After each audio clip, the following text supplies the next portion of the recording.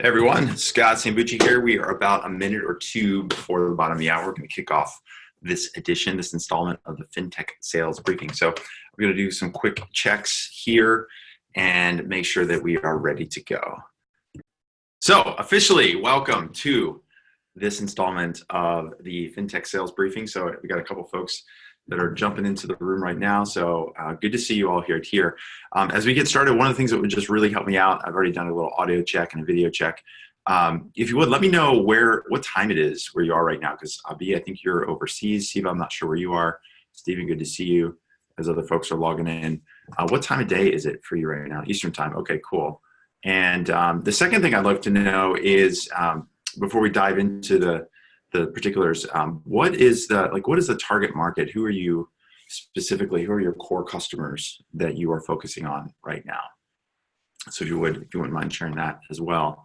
One of the things we're going to do today, as we're going through the sales briefing here, is really kind of focus on three main parts to the time together. So cool, thanks for that.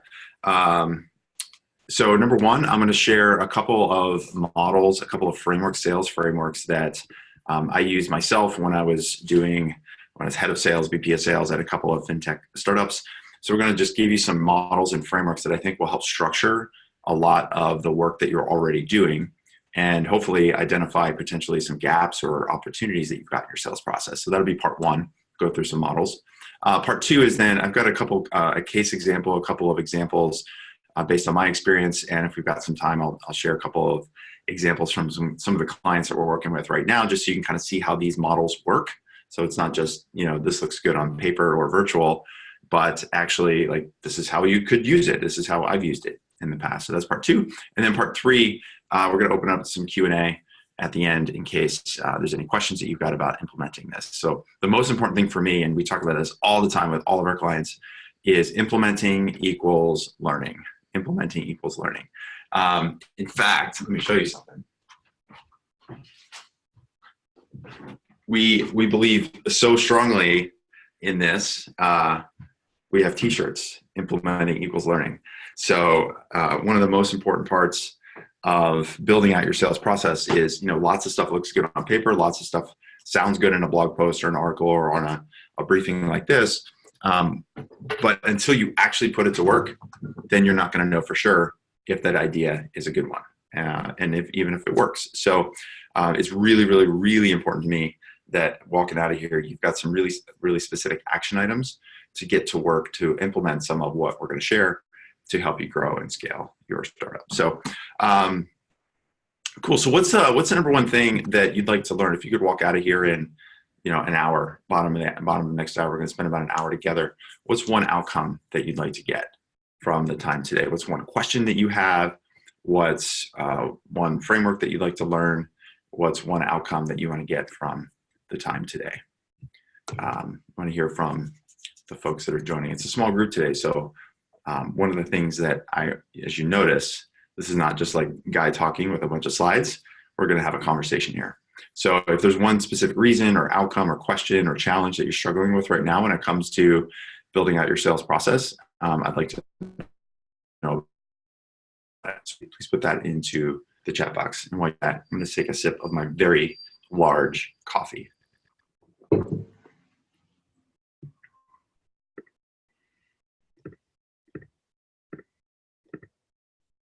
me hear from you guys. What's one question, one challenge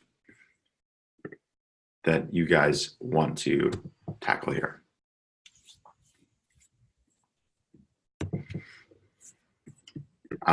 Cool. So better buildup of top of funnel, how to get organizations, key decision makers, champions on a cold calling email basis. Dude, you came to the right place. We are going to cover exactly that today. So that's really good.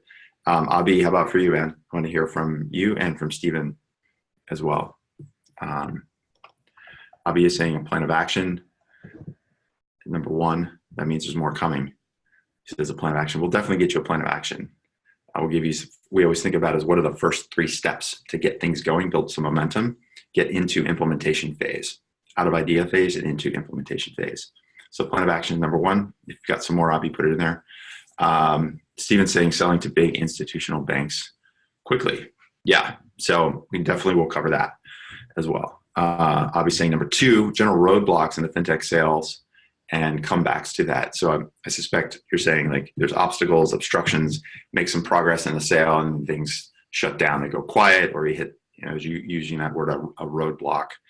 We got to figure out how do we go around this roadblock, over that roadblock, or maybe we just take this little side road and a detour and meet up with the highway back around. And maybe that detour is just the way that the sales process is going to be. So I love those. Cool. So what I'm going to do here, let me share my screen. I like to do lots of drawing and sketching. It's the best way that I found, both for me to teach and also for you to learn. So if you've got a notepad, paper, pencil, whatever, however you want to write this down, I definitely encourage you to kind of draw along with me. So the first model that I want to go through is what we call the Q framework, the Q framework. Yes, we'll be posting the recording of it and play along as we're going. So there's not going to be a ton of writing, but I think like dumping what I'm going to share here, as you can see the big squares, big boxes. We're not going to be writing out essay questions here. It's just more about getting you doing stuff, getting out of the computer a little bit. So the Q framework is something that I developed over the last, really like the last 10 or 15 years of working as a head of sales and now coaching startups every day and identifying what are the core elements around a sales process and what do we need to know for every single sales opportunity that comes our way. Where do gaps occur? Where do risks pop up? Where are there places that roadblocks exist? And so the Q framework is really, really simple, which is why I love it. And the Q framework is 7 questions. And what we do is we ask ourselves these 7 questions. And if we can answer these questions, then what we will have done is filled out a complete sales process. And for any sales opportunity, you'll be able to identify whether or not this opportunity is ready to move forward or not.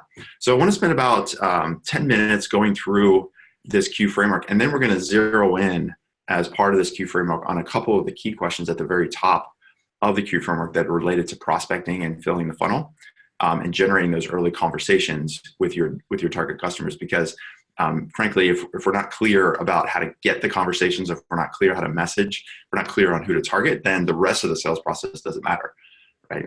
So let's jump in here. And so the first question that we need to answer for every sale and for every conversation is what problem are we solving? What problem? So the question here is just simply what. And so the reason this is really, really important, and I see this all the time with lots of startups across lots of industries, but in particular, I think with fintech companies, they might have like a sort of additional struggle with this, is that we have a tendency to want to show the product, right? It's like, this is what the product does. Like, we built this product because we saw that there's an opportunity to improve a certain process, or to help, in your case, talking about like helping financial services companies. And frankly, even if it's media companies, this would also be relevant. So there's this tendency to sell the product. And instead, what we need to do is sell the problem. We need to get really, really clear with every customer individually, what problem do they have, to make sure that the problem they have is one that we can solve with the product.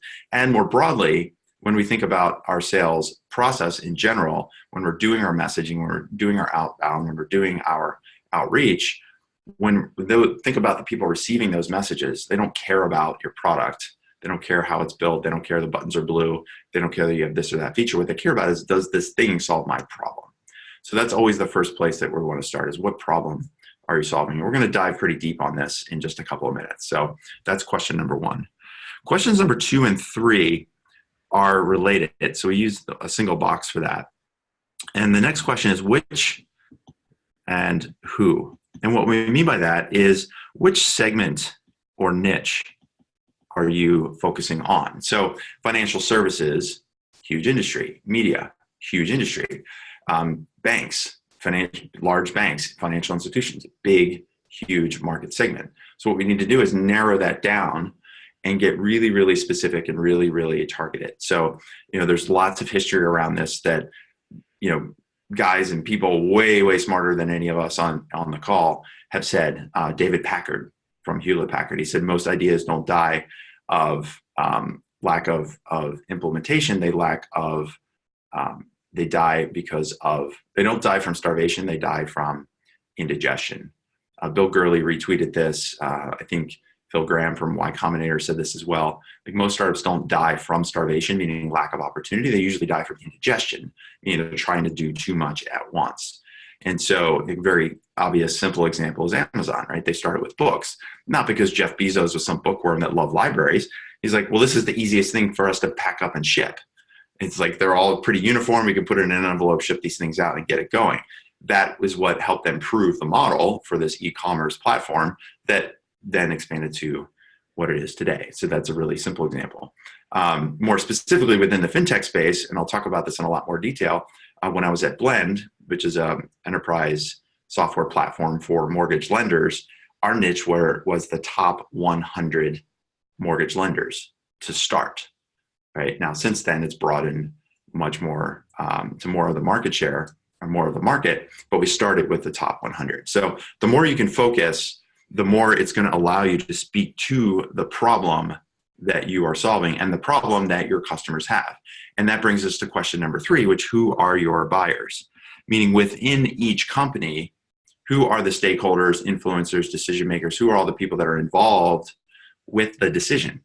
Right? I think too often we end up with like a single point of contact. So like, we see this a lot in the fintech space where like you're talking to a bank or a large institution, and you've got like a director of innovation, right? Or somebody who's responsible for digital lending.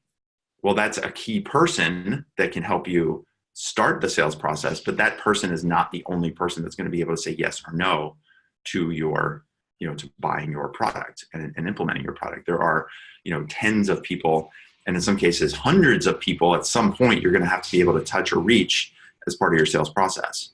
And so we have to know who the buyers are, so that as we're targeting, both from a prospecting standpoint, making sure that we're doing a complete sweep of everybody involved at the organization who would be affected and who would be able to make an impact on the decision, but also through the sale, making sure that we're getting really clear on how our product is going to help them, or what their motivation is going to be relative to making that purchasing decision. So when we tally these 3 things up, these 3 questions, that tells us everything about how we need to set up our prospecting plan of action. We'll talk about this a bit more, but these 3 questions are essentially critical to know if you're going to do cold outbound or cold calling or any kind of marketing. Then the message should always focus on the customer's problem. And the more specific you can be around a segment, then the more specific you can be about that problem for that segment. And then thirdly, within that segment, who are the key people that need to be receiving that message, and how does the message need to get adjusted? A CTO and a chief lending officer might both be interested in buying your platform, but for different reasons. A CTO would have a different motivation. It might be because the integrations are easy. It's easy to exchange data and swap data with existing systems. It's a cost structure than 5 or 6 different systems that they're currently using right now. Those are all the reasons the CTO might care. A head of lending, senior vice president of lending, might be interested in your platform because it's going to help them get more customers. Same product solves the same problem, which makes mortgages easier to flow through the system, but they actually have different motivations for buying the product.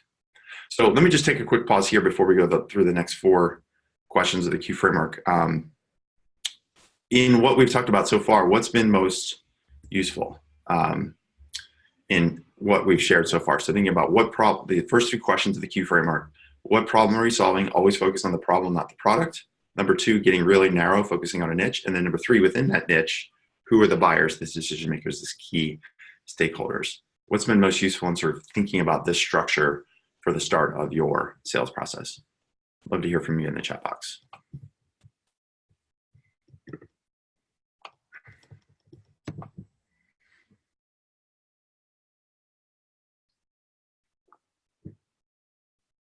This also gives me a chance to enjoy my very lovely Phil's coffee. which I think they are now coming to New York and DC. So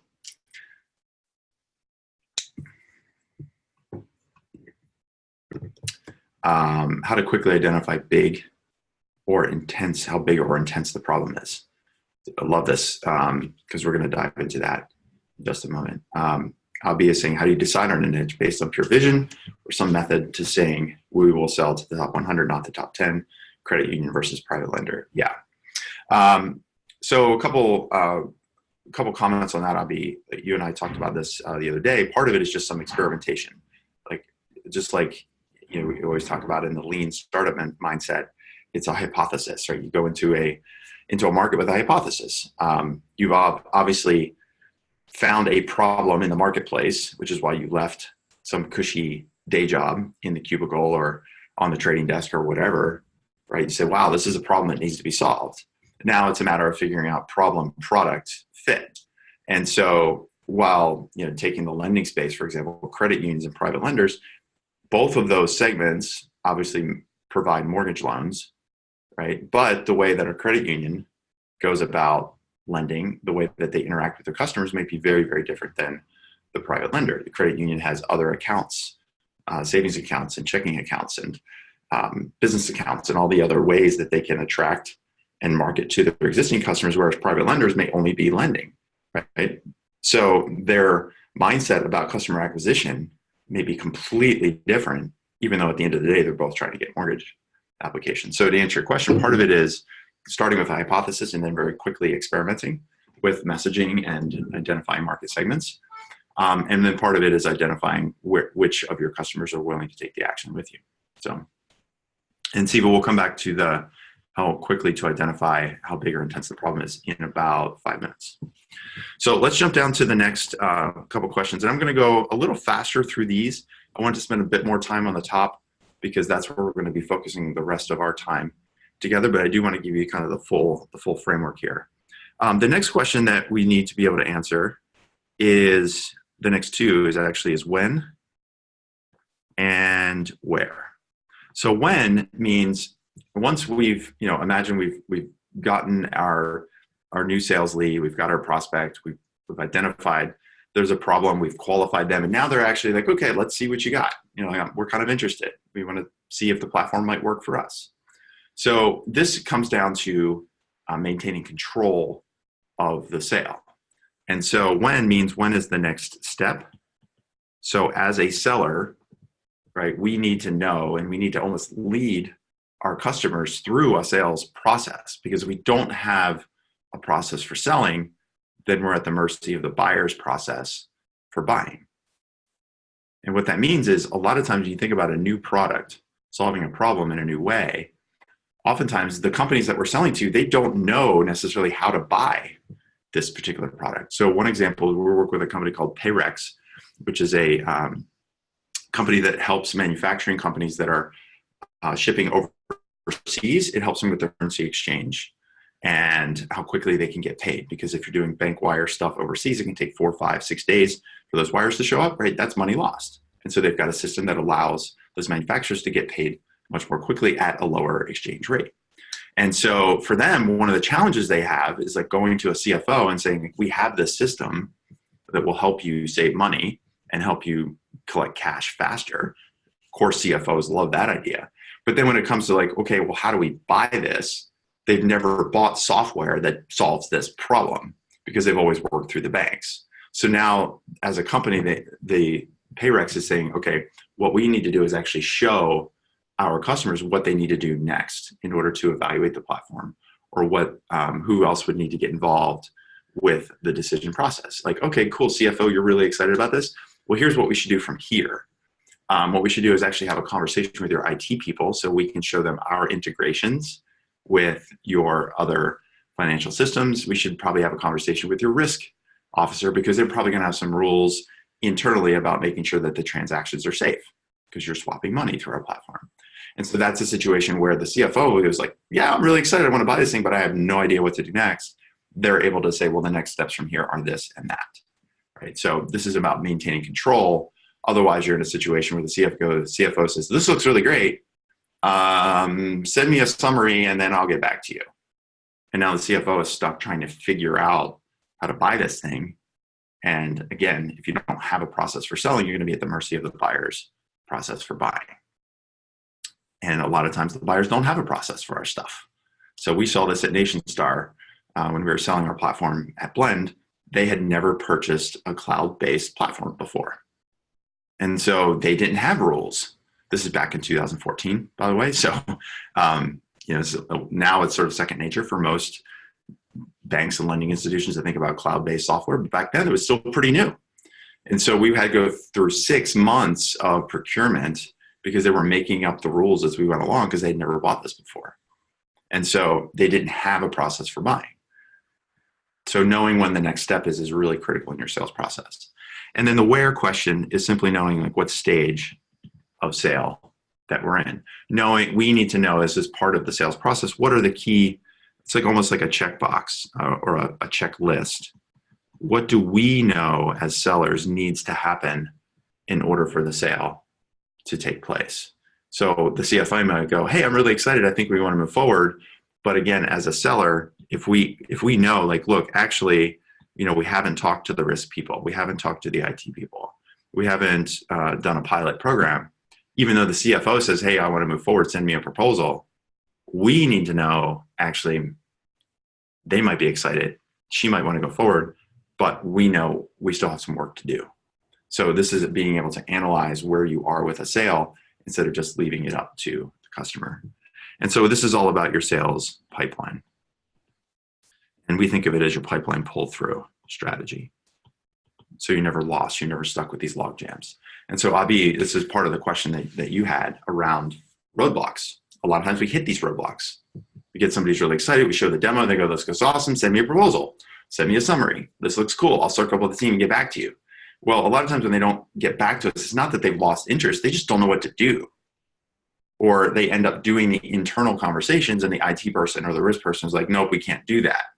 Well, if you're not, you need to be there to answer those IT questions. You need to be there to talk about risk. You need to talk about the security of your platform. You need to talk about, how you're going to handle SOC 2 audits and ISO certification and penetration testing. If you're just leaving it up to the CFO, then those IT people and those risk people are going to be firing off all kinds of questions at the CFO, and they're like, I don't know. And then that's where the deal can die. So that's why we call it pipeline pull through. You're almost like pulling your deals through your pipeline, not sort of waiting around for the buyer to take the next step. And then the last 2 questions, these are the action steps, meaning that we need to be able to show why our customers will buy our product or service, right? Think of it as ROI. Because if we can't show ROI, if they don't look at our purchase as an investment, a return on investment, then they're going to view it as a cost. And as far as last time I checked, there's not a whole lot of companies that have room for more cost. People are already budget constrained. And so when you hear things like, oh, I don't have budget, or it sounds like it costs a lot, what they're actually telling you is, I don't see the return on investment. So it's our job to help our customers see why they should buy and implement. And then lastly, that word implement is critical because we need to show how we're going to deliver. So as part of the sale, building an implementation plan to show our customers, hey, when we go live, when you sign the contract, this is what we're going to do the first week, the first month, the first quarter, by the end of the first year. Here's what we're going to make sure you get the results. We're going to have these integrations done. We're going to come on site and do those configurations. We're going to have this training program set up. We're going to have a quarterly business review. What we're doing is providing confidence to our customer that, hey, there's a plan here, a delivery plan, an implementation plan. And that's a critical part of the sale. It's not something that happens after the contract, like, okay, sign the contract and then we'll build the implementation plan. As a startup, you've got to make that as part of your sales process. So at Blend, when we were doing this, we had multiple sales that went 4, 5, 6 months where we were even flying back and forth, going on site, building this implementation plan with our customers. And then after that implementation plan was built, then deciding how and when to go forward. So this wasn't something post-sale, this is actually something in the sale. And so this is all about getting conversions to your paying customers, right? And so if we summarize these 3 things, your prospecting plan of action is designed to give you clarity who you're targeting, what the message is, how are you going to approach that market. Clean that up. That was my doctor's handwriting there. So clarity.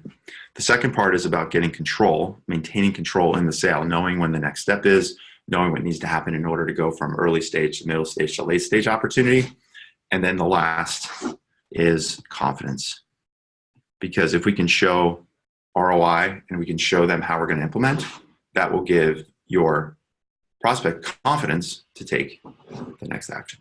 So what we're going to do from here is get really specific. We want to talk about these three areas and why they're so important for your sales process. So before I transition over to that, I'd love to hear from you guys in terms of what part of this has been most useful. Sage, good to have you here. Glad you could join. So as we're transitioning from the Q framework, what we're going to do is get really narrow here and talk about one of your questions, Stephen, for example, is how to quickly identify big and intense problems with customers. That's one thing we're going to tackle next. Abhi, you were talking about how to decide on a niche. We're going to talk about that a bit. And so before we do that, I just want to take a quick pause, hear from you so I can take a sip of coffee. What's been most useful when you think about this Q framework and these 7 questions? What's been either a key insight, a key learning, or what's been most useful so far? So go ahead and type that into the chat box, please. Abhi is saying very useful, would love more on pipeline pull through. We will do that probably in the next installment here on the FinTech sales briefing. So stay tuned for that in July for sure. What in particular, Abhi, what has been most useful? I'm glad that it's useful. I'd love just to hear from you. What specifically, what's an action item for you? What's a key insight? What's a key learning? What's something that 30 minutes ago you didn't realize that you need to do with your sales process?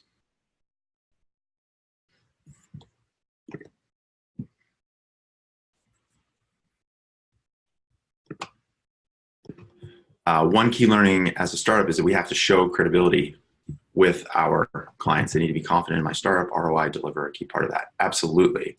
And the credibility piece, I really love that word because we know that ourselves and our team, we know more about this problem than probably even our customers do, right? I mean, think about, like I said a little bit earlier, why did you start this company in the first place? Well, you sat there and you say, there's a problem in the marketplace. There's a gap in the marketplace. And so, gosh, if I could build a company and a product that would solve that problem, it would fill that gap, right? It's a huge opportunity for us.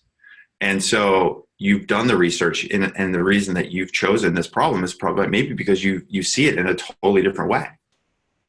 Everyone else has been trying to solve it with SharePoint or spreadsheets or people or process, and you go no, that's not right. This is the way you need to solve the problem. And so we actually do have more expertise around the problem than most of our customers do. And so it's our responsibility and it's our opportunity to show them, to create that credibility. So I love that. And that actually leads us to what I want to talk about next, which is what we call the problem stack. It's called the problem stack. So get this up on my screen, the problem stack. So if you got a pen and paper or you're drawing along here, the problem stack works like this.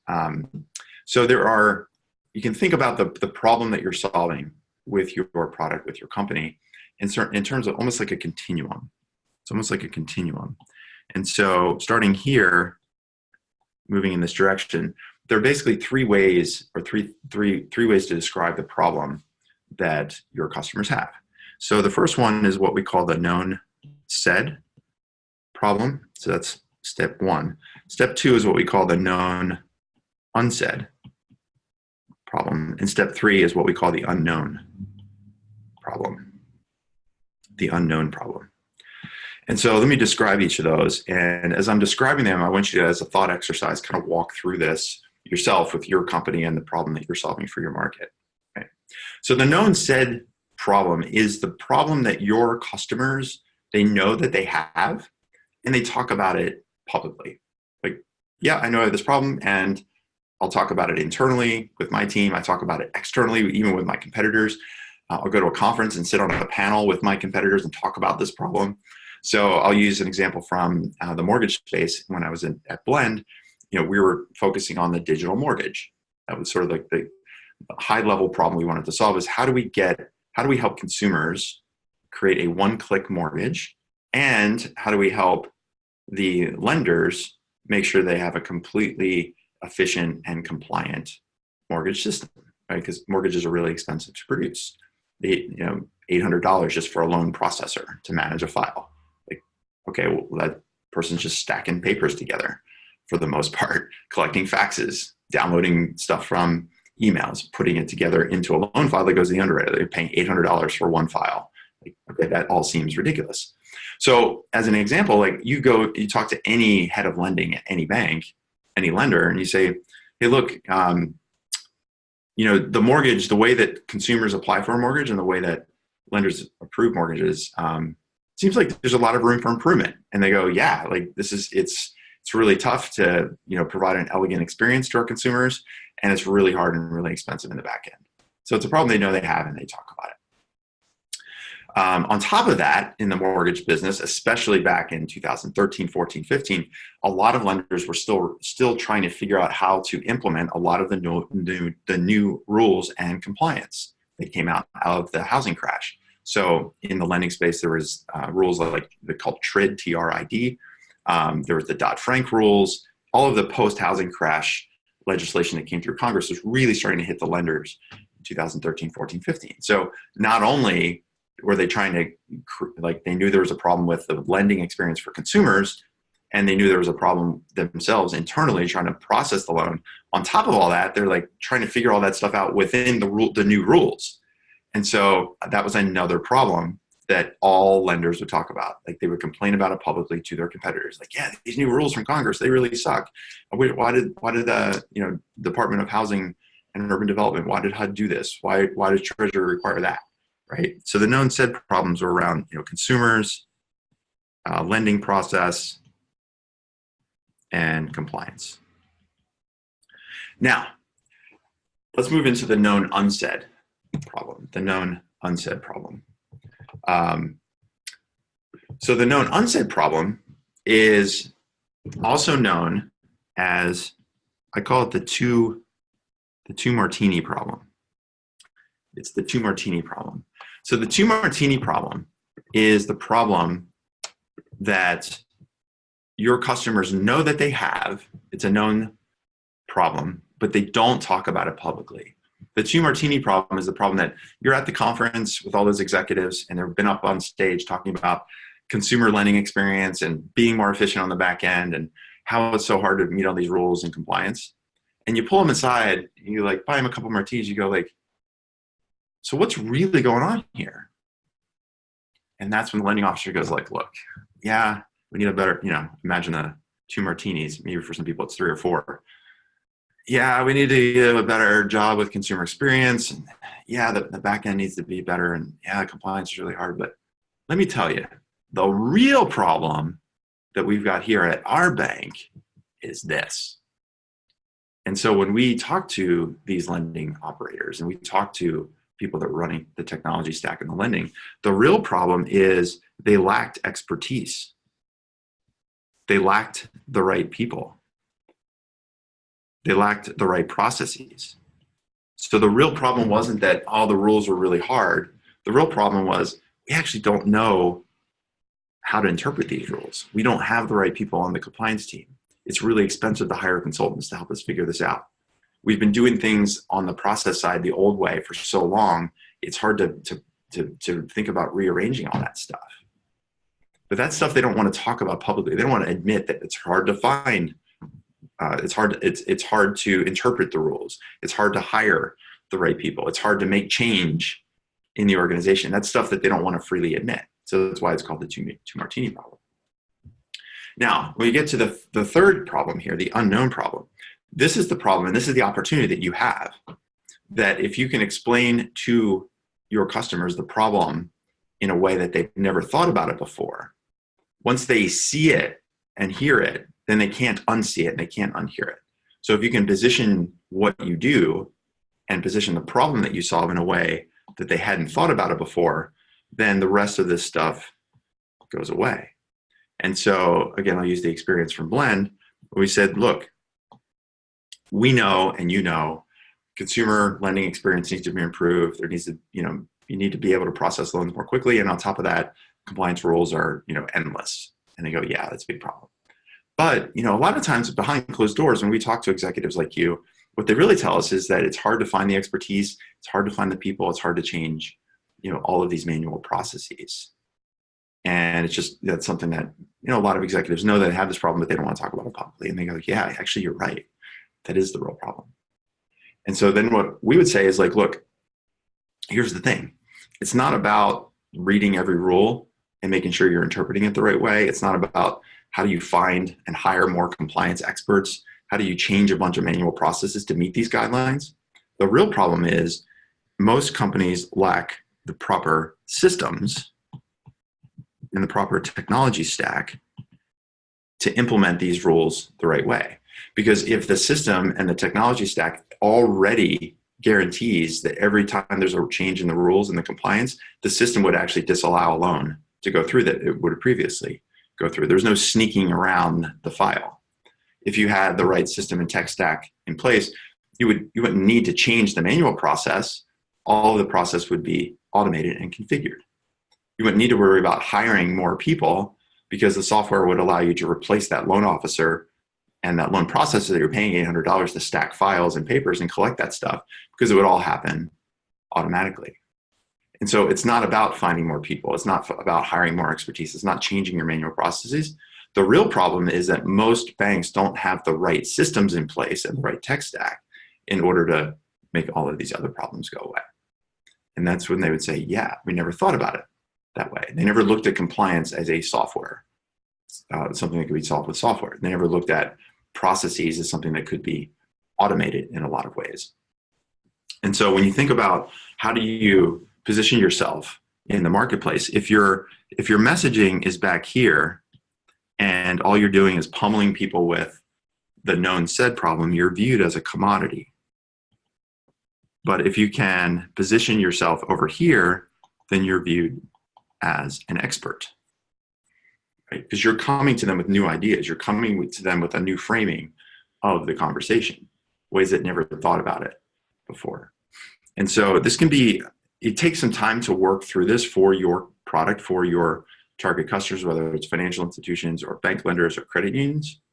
But this is a really important exercise to go through and test and think about the messaging so that you can start to position yourself as an expert. So I just want to do a quick pause here and answer some questions that you might have around this problem stack and how to think about. And this is what we talk about problems first, because if we can't position what we're doing as a solution to a problem, we can't position what we're doing in a way that is empathetic towards the customer, then if all we're doing is blasting about the product, if all we're doing is blasting about the problems that they know that they already have, then it's really, really hard for us to cut through the noise, right? What we want to do is make sure that we're perceived as the expert that we are. So let me take a quick pause here. Let me know what questions you have on this. If we're good to go, tell me good to go. If we're not, then now's a good time to take a pause.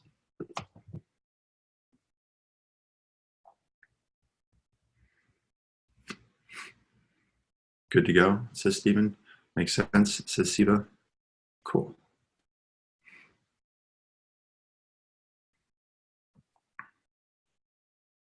Just getting a page ready here. Okay, cool.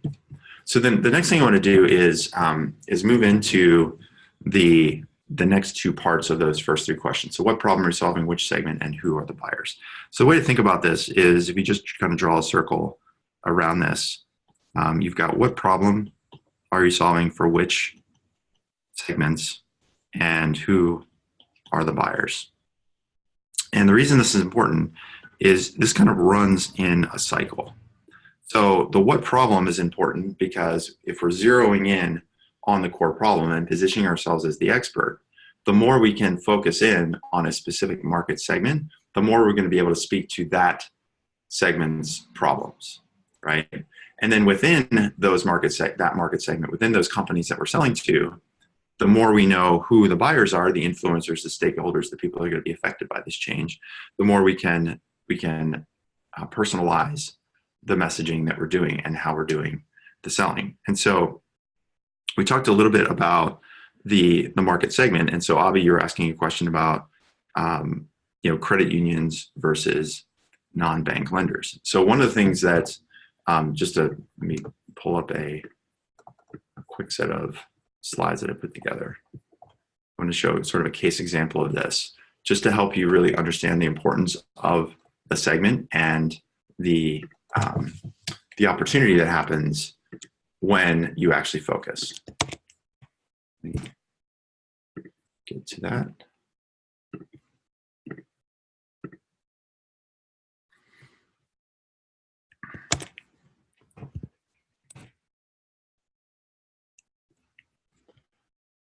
Got like an iPad. I've got buttons on Zoom.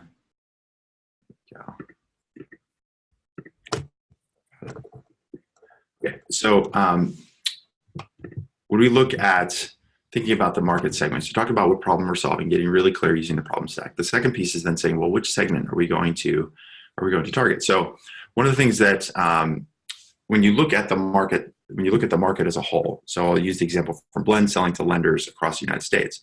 This is just a report that shows how many different mortgage lenders there are in the United States. And in particular, if you look at the bottom one, which is federally registered entities, there are over 9,000 companies that are registered as mortgage lenders. Now, the good news is there's like over 9,000 lenders out there. The bad news is there's over 9,000 lenders out there. And so one of the things that we did is we were analyzing the market and thinking about the overall mission of the company to provide a digital mortgage, a one-click mortgage that's good for consumers, good for lenders, and meets compliance rules and guidelines, is that the top 10 lenders provided more than 50% of the total overall market volume. So it's the Pareto principle on steroids, right? So if you take the top 80% of the lenders, or the top 20% of lenders, they provided more than 80% of the market volume. Well, take the top 10 lenders and they provided 50% of all the loans out there. And so when we start thinking about how to focus and how to niche, what we realized is that these companies like Wells Fargo and US Bank and Caliber Home Loans, these customers, yes, they all had the same problem. They wanted the digital mortgage. They wanted to meet the rules and the compliance guidelines. But the way that they perceived the problem and the solution to that problem was very, very different. Like providing a solution to Wells Fargo, it's going to be way different than providing a solution to Golden One Credit Union down the street. Different systems, obviously, exponentially larger number of mortgage volume. And so within those organizations, what we realized is that we had to map out the whole org chart. And so when we did that, as an example, one of our earliest customers was a company called First Republic Bank. And it's a West Coast, mostly West Coast, but I think they have some branches on the East Coast, pretty large lender overall. They tend to work with high wealth individuals. So a lot of their mortgages are these big jumbo mortgages. So while their total volume of total number of loans is relatively less than Wells Fargo and some of the other lenders, because the dollar volume per loan is very high, it turns out they're a really big total dollar volume lender. And so the reason this is important is because when you then combine these two, when you combine the which and the who, then what that allows us to do is think about the specific buyer types that are within a single organization. So I showed that quickly, that slide within within First Republic. We think about the buyers. Who are the buyers? What we identified, and this is a framework that's really important for you to think about as you're doing your selling and you're doing your marketing, you're doing your prospecting in particular. There's basically 4 buyer types. There's the economic buyer. This is the person who's actually writing the check, the person who is ultimately going to make the payment on this. It's like whose bottom line is this affecting? There are the technical buyers. And I say buyers because most times the technical buyers, there's multiple of them when you're selling, especially into a lending space or a FinTech space. I mentioned Payrex is doing currency, right? there's a lot of people that get involved on the technical side. And technical meaning these are the people that are going to look at what you're doing and identify whether or not you do what you say you're going to do. So at like selling to a lender, some of the technical buyers included a chief risk officer, because the risk officer needed to make sure that the platform was stable enough that it would still meet their risk compliance guidelines. The chief compliance officer that was responsible for interpreting all the mortgage rules to make sure that the platform represented all of the mortgage rules and compliance regulations properly. The chief data officer to make sure that the consumer data was being hosted and organized in a way that would be useful and would flow into their current system. The chief information officer, the chief technology officer. These are all different technical buyers that would get involved with the sale. And the reason this is really important, because when you're selling into this space, especially across fintech, whether it's currency or payments or lending or any of the others, thinking about things like blockchain, for example, you've got lots of different technical buyers that are going to look at what you're doing and asking really, really hard questions. And so it's our responsibility as a seller to make sure we identify who are all those technical buyers and make sure that we're creating an audience with each of those. So it's both helps on the prospecting side, knowing that as part of the sale and as part of the outreach, we're going to be looking for different people within an organization, not just one person, but multiple people to do our prospecting. And then secondly, as we're pulling deals through our sales pipeline, and this relates to your question a little bit earlier, Abhi, we need to make sure that we're involving those technical buyers in the sale and we're getting a direct audience with them. So we have our buyer types. So we have the economic buyer, the person that writes the check, the technical buyer, who's going to be looking and making sure and verifying that your product does all the things that you say it's going to do and meets all those rules and guidelines. The third are the user buyers. So who are the people that will be using your product, your platform, your service every single day? For us, it was people boots on the ground, loan officers, people in call centers. They certainly weren't writing a check, but we knew that they would be using it every day. And then fourthly, who are your product champions? Who are the people inside of your target customer who's going to help you get the first meeting, who's going to coach you in the subsequent meetings, who's going to help in those internal meetings to really push for your solution for the people that are on the fence. And so as a framework, as you're thinking about your sales process, as you're thinking about your prospecting, doing that organizational map and getting really, really clear about all of the people that are affected by the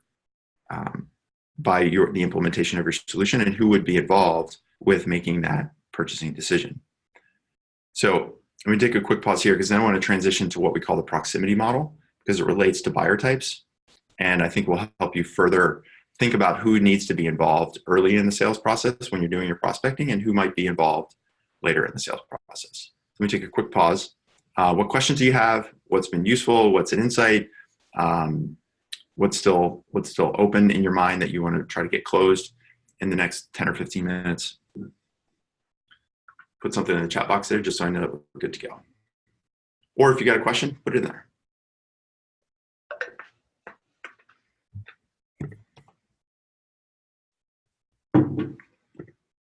So now, as we're kind of mapping through, we talked about problem, right? Positioning yourself as the expert. Secondly, we talked about getting niche down and focusing on a segment, because that will help you talk to the problem that your specific target market has, their interpretation, and how they're affected by the overall problem that you solve. Thirdly, then the next question is, the most important thing to think about is like, who are the buyers that are involved? And so you think about this as a circle. There's two outcomes to doing this. So for you as a seller, it positions you as an expert. It shows your authority, right? It gives you the ability to really focus on your market, right? Instead of having a list of 16,000 people and blasting out one cold email, hoping that 3 people reply and 2 people book a demo, right? Instead, we could say, look, we're only focusing on this segment of our market, and these are the people within that market that should be hearing from us, because we know those are the people that are involved with the decision. And so when we speak to that problem for this niche, for those buyers, now we've elevated ourselves in the eyes of our customers. We're not just blasting them with commodity-based messages. We're actually targeting them and providing real value to our customers. So for them, they're getting a lot more value. And for us, it also gives us a sense of clarity, right? It gives us a sense of focus, right? It gives us a target to go after. Like too often when we see the market opportunity, like, the total addressable market is $10 billion and there's 9,000 different companies I could be targeting. Well, yeah, you could, but if you're targeting 10,000 companies, you're actually not targeting any of them. And so by installing and thinking about these three questions, what problem are you solving for, which segment, and who are the buyers involved, it gives you and your team and everybody around your organization, your investors, your engineers, your advisors, your new hires, it helps inform everything that you need. It gives you much more clarity about how you're going about the top of your sales process every day, right? And so, the last model that I want to share is what we call the proximity model. And it's related directly to your buyer types, because I think this will help you think about not all buyers within a company have the same level of influence, and not all buyers in a company have the same level of what's the word I'm looking for? Of intensity around solving that problem. So the proximity model works like this. So there are four P's to this. The first P starts with a dot. And right now you see a dot on the screen. And right now you don't. Now you do. Now you don't. Now you do again. And so the idea here with the four P's, the very first P in this is problem. This is very existential in a lot of ways. Does the buyer, does the company that we're targeting, do they recognize that a problem exists? Do they recognize that this problem exists? When you share how you're thinking about the problem stack and how you're positioning what you do and how the problem is affecting them and how that problem could be solved, do they go, oh my God, you're absolutely right. Like, this is the way I've been thinking of it. We know there's a core problem here. Or does your target customer, does your buyer not really realize that there is a severity on this problem, that there is urgency, that they should put some intensity towards it? And so one of the things that's really, really important when we're selling, especially as a startup, is we need to avoid the double sale. We need to focus on those customers that already know they have the problem versus trying to explain and sell that a problem exists. Because if you have to sell that the problem exists, that's a sale in itself. And then secondly, you have to sell that your solution is the answer to that problem. That's why we call it the double sale. And so you've got a unique luxury as a startup. You only need to get your first 10 customers. You only need to get the first $1 million in revenue. You only need to get the first $10 million in revenue. And so if the market is big enough and if you're focused enough, then it's just a matter of identifying the people who already know that a problem exists and they're actively looking for a solution to that problem. And whether they're actively looking to solve it in a day, a week, or a month, or is it like, okay, we have this problem, we're going to come back to this in Q4. Okay, well, now we've got some timing on that. And we know that there is the problem is placed in their mind as something that needs to be solved. So that's the first P. The second P, if you think about drawing concentric circles outside of the dot, the second P looks at what we call the perception of the problem.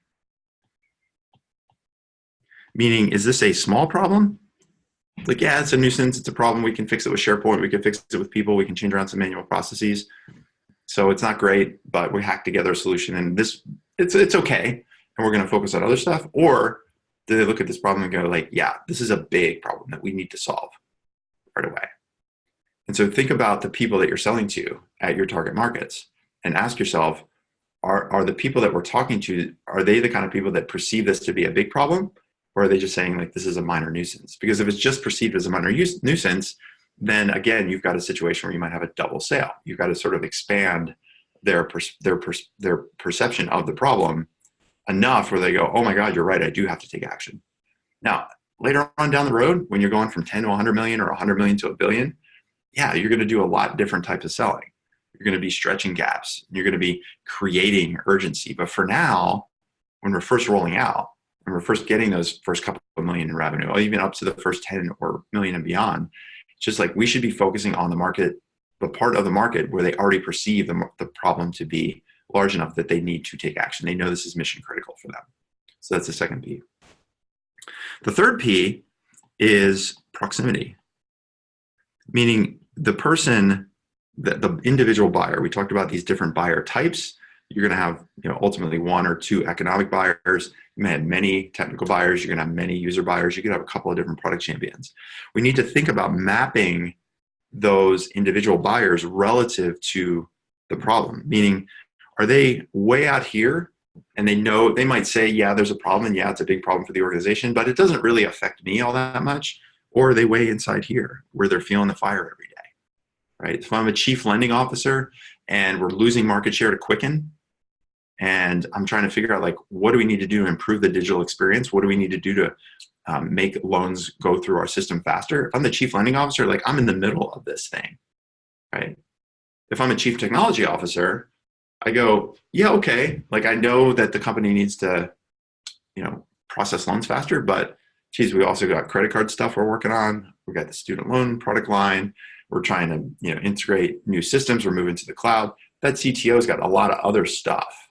They're not feeling the fire every day like a chief lending officer is feeling it. And so thinking about those different buyers, how close or how far are they away to it? So I live in Northern California, and we had a bunch of wildfires out here. And one of the wildfires is about 100 miles away. We could smell the smoke for weeks on end. We're like, man, like, this really sucks. Well, it sucks, but relatively speaking, we had it easy compared to the people who were losing their house every day. Like, they're feeling the fire every single day. So you need to map out the proximity of each buyer relative to the problem, because that's going to affect your messaging and your outreach. And then the fourth P is what we call perspective, meaning, how are they viewing how the problem should be solved, right? So some buyers might go, oh, well, yeah, we should definitely buy or partner, like, with a tech provider. But even within that, some people might go, like, well, we're only going to buy from an existing vendor, somebody who's trusted, versus other people like, no. If we're going to solve this problem in any way, we need to work with a new vendor or a startup of some kind, some new tech company. So even within that one perspective of, yes, we should buy a solution or partner with somebody, you could have a divergence of perspective on that, right? Another perspective is like, oh, well, geez, if we need a better lending platform, we need a better consumer experience, oh, we'll just build it ourselves. We have an apps development team here in-house with 100 people. We'll just send that project over to them, and in 6 months' time, they said that they could get this done for us. So it's buy versus build, right? It's another perspective. Another perspective might be to hire, like, consulting or people. Like, man, the lending process is really slow right now. Let's just hire more people so that we can process loans faster, right? Completely ignoring the mythical man month. Like, oh, well, the easiest thing for me is just hire more people. So if it takes 5 days to process a loan with one person, we'll just hire 2 people, and maybe we can get it down to 3 days. That's a perspective. Another perspective is do nothing.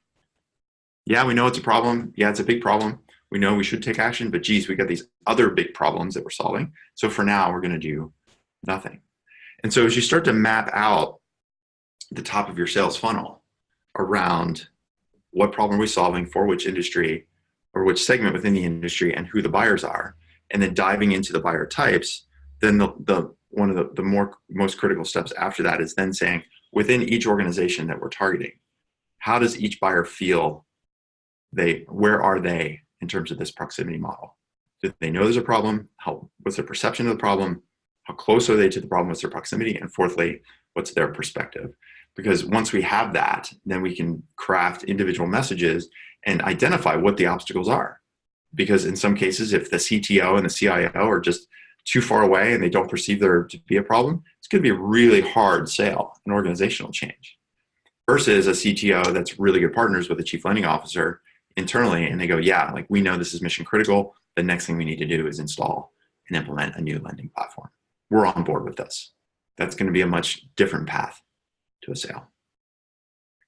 So when you think about your company and you think about your startup, the reason first of all, I like the Q framework as sort of a broad brush is it gives you all of the key elements of your overall sales process that you need to be able to build and implement. So just to show that, what problem are we solving for which and who? That's what we covered here. When is the next step? Where are we? Stage of sale. And then finally, why were you going to buy? Why are they going to buy and how are they going to implement? So that's step one, is just thinking about the holistic view of your sales process. Then number two is then dialing into each part of that Q framework and saying, okay, the first place is what problem are we solving? How do we position our problem in a way that we are experts, that we leverage our authority, that we can identify people that have some urgency and intensity around solving this problem? And then thirdly, looking at the market segment that we're going to focus on and the buyers within, and then understanding exactly how they feel. What is their perception of the problem? What is their perspective, and how close are they to it? So hopefully that's kind of give you some tactical stuff to think about for your specific company, for your startup. So I've got some more time. I'm not sure exactly how far we booked for today. I think we're scheduled to go, another 10, 15 minutes. So at this point, I just want to open up to questions that you might have around anything that we covered or anything that we didn't cover. Time is yours, and I want to make sure to get you everything I can in the time that we have left. So let me know in the chat box what question do you have. And if you don't have a question, then I'll ask you the same question I've asked you a couple of times, like what's been most useful, what's a key insight, and specifically what are some action items that you can take away from what we talked about today to get things rolling with your sales process.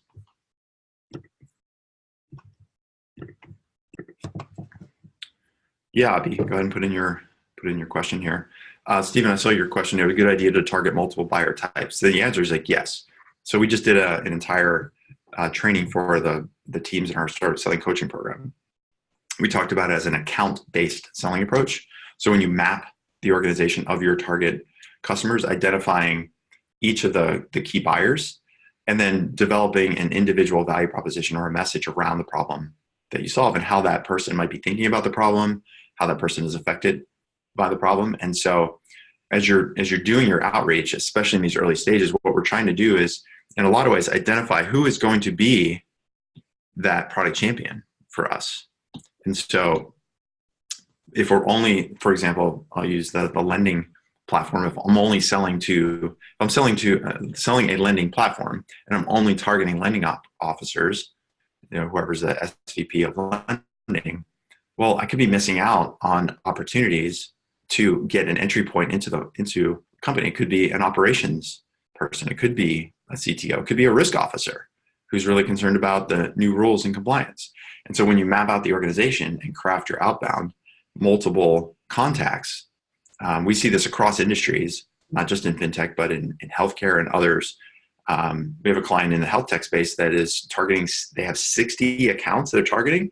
They have 300 contacts within those 60 accounts that they are specifically targeting with LinkedIn messages, emails, phone calls, meeting up with them at conferences, because that's their universe right now. So yeah, short answer is absolutely target multiple buyer types, especially early on, because you're trying to identify who are your buyer types and trying to learn a lot about the different buyers and how they view the problem. Abby, you said you had a key question. I don't see it here yet. So, oh, here it is. So when it comes to multiple stakeholders, there are always people aligned to another vendor, competitor. They have an existing relationship, even if they're not capable. So the competitor can stall and see that many times just by underpricing or simply stalling our sales process versus the purchase person. Yeah, so this is always going to happen. So the core of the question, if I understand it right, just let me know if I've changed the meaning at all, is a company that we're selling to has an existing relationship. And rather than, as we talked about down here, rather than work with a new vendor or a new platform, in your case, they'd rather to work with this existing vendor. And the vendor might not have a solution. And we see this whether it's, a standard vendor or even, people like IBM. They'll go, yeah, we got that. We got a product for that. Even if they don't, and even if that product isn't ideal. And so you end up with these sort of like roadblocks, right? And so like this is a really critical sales technique, like, and a mindset technique overall that I think is really important for everybody to learn and adopt. And um, I'm going to write this really big because it's really important. Think and, not or. And, not or. And what I mean by that is that, very, very seldom is any company, whether we're a startup or an established company, very seldom is a company going to simply rip out one system and install a new one, right? Most cases, they're going to do a phased rollout of any new system. And in particular, as a startup, right, there's probably a smaller gap or a smaller opportunity that we can fill that allows us to work alongside existing systems. So we saw this all the time at Blend. We're selling a loan origination system. That was our end goal, plus a whole lot more. But nobody in the industry was going to rip out Ellie Mae. Nobody in the industry was going to rip out their system that was attached to 15 other systems with data flowing. It's just like the risk was way too big. And so what we did is we said, well, look, yes, you've got this existing system and it works really well, and you've got this relationship with the current vendors, and that's really good. We're not like, that's awesome, because we can actually work alongside what they're already doing. We can connect to their APIs. And so we work with them. So it's not for you as a customer, it's not by them or us, it's work with them and us. And so it just completely changes the mindset for you that you have to compete, and it changes the mindset from the customer that they have to replace. You're like, oh, okay, well, yeah, great. The other vendor does all these other things. Awesome. We work really well inside, because if they have some APIs, we can just flow the data back and forth, and we're going to fill this gap. That's the most important thing right now for you. So at Blend, what we did is we said, look, you've got these existing loan systems. You should continue to use them. They're really awesome, and we're frankly not there. We're not at a place where we can replace that. But the one place that they don't have a solution that we are particularly good at is building a consumer interface to collect basic mortgage docs. And so what we can do is build that for you, install that for you, and then all of the documents and all the data we collect will flip it right into your existing loan origination system. So that way you can continue to use that, and you get the benefit of a more elegant consumer experience on the front end. Because we knew that was a gap that our competitors, well, they weren't filling the way that we could fill it. Now, over time, you solve that problem, then you can start creeping into the rest of the organization. And that's the classic land and expand strategy. So this is actually an old, this is something I learned in an improv class a long time ago. Like, if you've ever seen comedy improv, nobody knows what's going to happen on stage. The performers go up and somebody says, hey, here's the situation. An alien comes down and they want to order breakfast from a restaurant, and you're a waitress. Like, on the fly, now you're improvising. And everybody on that scene is trying to build the story. Well, the rule in improv is always take what somebody gives you and then build on top of it, right? So take that and do this, right? Don't try to create your own story. Don't try to think about what you're going to do and create your own environment. You're stepping into the environment and taking what somebody says and building on top of it. So it's yes and take what somebody gives you and do that. And so it's a much easier path. When you're saying yes and, it's a nice easy flow. If you go, we need to buy them or that, you're literally creating a wall for people. And you're making the decision much bigger and much more difficult for them. If it's an and product, even if in their mind, like, well, if this thing doesn't work, at least I haven't put any risk to my existing relationship or my existing systems that I have to recover from. Does that make sense? So think and, not or. Look for the small gap, fill that, and then you can always build from there. Is that useful, Abhi? Cool. Steve is asking, do you have any messaging templates or frameworks that are successful for outbound via LinkedIn, email to achieve better outcome? We do. We do. And a lot of that is, I would say, there are templates and messages. What we do with all of our clients is say, look, here's the framework, just like we said here, we're showing you lots of frameworks. And then we'll say, now you take that framework and apply it. It will help you apply it to your business. So I think especially when you're doing outbound and SDR sort of work, I think one of the biggest dangers, and frankly, like one of the biggest problems that we have across sales in general, is that there's so many templates and we're all getting so many emails. We're just copying and pasting and using the same stuff. And so we're very, very careful to be descriptive around what you need and not prescriptive. I mean, we don't just like, hey, take this email, copy and paste it. Like, no, let's describe what should go into those emails, how you should structure it, and then you make it your own. So long story short, yeah, we definitely have those kinds of templates. One of the things I was going to do, I forgot to mention this at the very top, is we like to reward people that are spending some time with us and really digging into their sales process. And so we do what's called a scale session. And that scale session is just a quick one-on-one call with us. Let me just put it into the chat box here. And what we do in the scale session is we can take a lot of what we just talked about here in the conversation and then look to how we can apply it for your company, for your startup. So what I would suggest, Siva, because I don't want to just send you like a document with like, here's a bunch of templates, because if you just copy and paste them, they probably won't work as well. What we should do is spend a couple minutes on the phone, understand exactly what the outcomes are that you're trying to achieve. And then Stephen or I can work with you to craft and implement those templates and even decide whether or not it makes sense to do a bunch of cold outbound. We had a client yesterday, one of our coaching calls. He's, all right, man, here's my question. I want to know how to do an outbound sequence. Okay, cool. Well, let's talk about that. Why are we doing outbound? Well, I've got a list of people and I want to, start hitting them with these outbound emails. Okay. How big is the list? 60 people. Okay. So why are we doing a big outbound email campaign to 60 people, right? 60 people, that's a targeted list. So for 60 people, we should be doing research and doing a human touch, a phone call, then an email, then a LinkedIn connection request, finding them at a conference. Like, this is not like, you don't have a list of 6,000 where you're trying to hit 6,000 people and get some reply rates and open rates and click-through rates. This is 60 freaking people. So you don't need an outbound sequence. What you need is a personal touch strategy. And that's what we ended up building.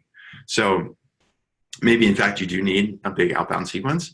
But one of the nice things about booking in the scale session, we'll be able to dig in and just make sure that that's exactly what you need, because we could give you all of these frameworks and it may not be actually what you need. So, so there's a link there. Yeah, for sure. Or you can just email me after and we can see if we can find a time in the next couple of weeks. You're welcome, Robbie. Good to see you, man. I know it's pretty late where you are right now, so good to have you here. So I think it might be a good place to wrap up. Siva, any other questions? Sage, are we all good to go? We're gonna convert the recording. It'll take us a couple of days to do all that stuff. We can send out the link if you want to listen to it again. It also has a transcript in it. We have like some subscription to Zoom. It's like a premium version that does transcripts, so you can always just scan through as well. Good to go. Okay, awesome. All right. Well, I think this is a good place to call it a stopping point. Good to have everybody here on the FinTech Sales Briefing. We're going to do it again in the next couple of weeks. We'll keep you on the list, let you know. Love to have you again. All right, everyone. Thanks so much. See ya.